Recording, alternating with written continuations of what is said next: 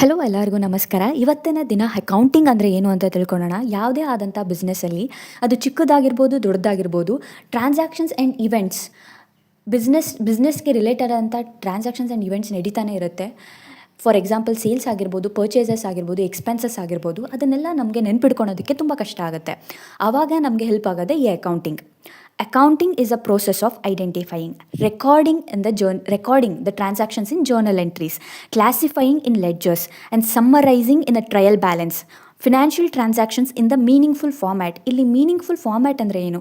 Meaningful format ಅಂತ ಅಂದರೆ balance sheet ಆಗಿರ್ಬೋದು, P&L, cash flow statement of equity, notes to accounts to communicate the information to intended users.